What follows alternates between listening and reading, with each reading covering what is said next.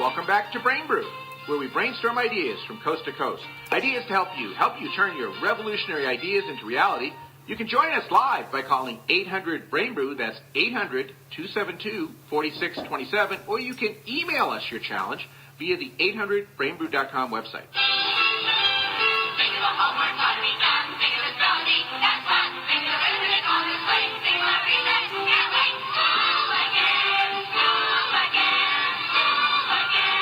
Ah, the little children, Doug. Yes, time for school time. Where each week we present a nugget of wisdom to help our listeners become measurably smarter in whatever endeavor they're engaged in. A scientific truth that can help us all become measurably smarter. What's this week? This week it's coming to us from Vince Palko, who's a bit of a fitwit, Doug. He's the owner of FitBoom, a company that sells physical fitness challenges to companies that are concerned about their employees' level of fitness and vis-a-vis productivity. Vince, how are you? Great. How are you guys? Great. What's the lesson, Vince? The lesson this week, I actually have two pieces of data that I'd like to share. The first, Doug, if you remember, you read a study earlier this year that said fit people sell more. That's right. There's a whole study about the importance that they found that people that did aerobic exercise in particular, I believe, made more money, actually, than people that didn't. More oxygen to the brain. That's correct. We've got the hard numbers behind that study. Okay. And, basically what he did, if you recall, he studied 336 small businesses around Indiana, Ohio, and Kentucky. The average age was 40 years old. And he looked at runners and weightlifters. And he broke those two groups down into moderate runners and daily runners. Moderate lifters, daily lifters. Okay.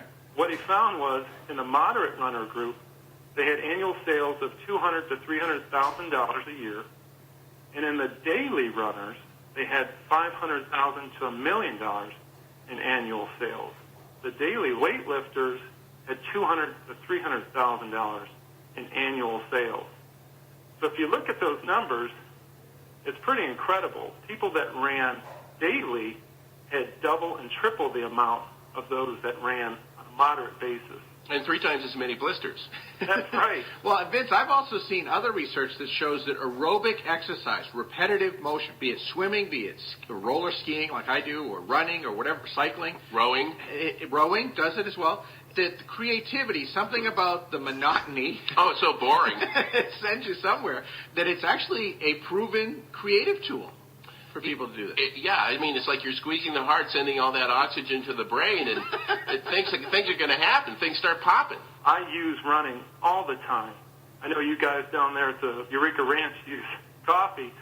I'm a runner, and that does so much for me in terms of clearing my head, being able to think through some problems, to come up with solutions. So I agree with you on that front. If your business is light, or if you don't have an idea, get up, get out, start running.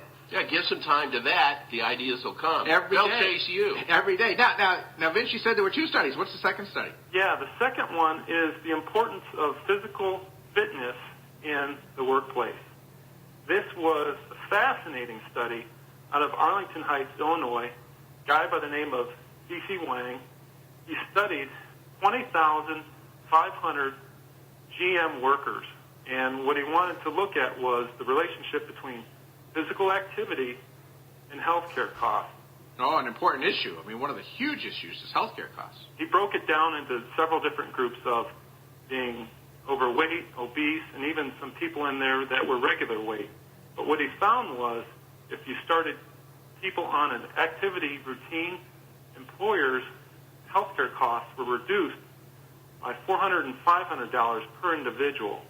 Now, if you add that all up, Dave, I'll let you guess at the number that they came up when they added that into the 20,000 people that they studied. I don't know, 945 gazillion. Close. It was $790,000 that GM saved by implementing this activity into their business.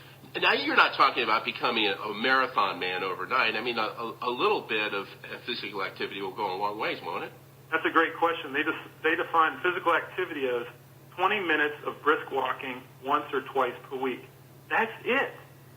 Doug says this every week on the radio. Get up, get out, and get something done. It doesn't take much.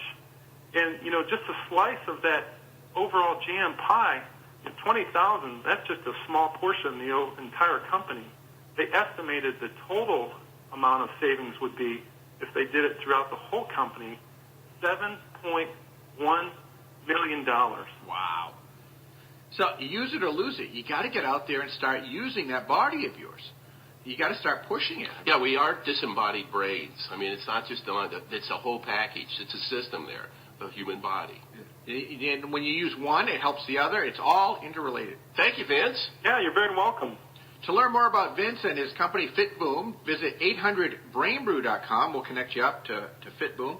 And also, if you out there have a piece of scientific truth, a data, a study that you found, you can be a reporter here on Brain Brew on School Time and be the professor and help us, because we got to come together. It's a community out here in public radio as well as on the satellite and on the internet. Folks who are listening to the show from all the various distribution channels, please give us a call, or you can send us an email by visiting the 800brainbrew.com website. Thank you, Vince. Guys, thanks a lot. I really enjoy your show. Keep it up. Thanks, Vince. And for being our school time tutor today, there's a Brain Brew beanie on the way to you. Oh, excellent. With a propeller on it. And probably a couple bags of coffee, too. Oh, okay. Thanks. That sounds good. Thanks a lot.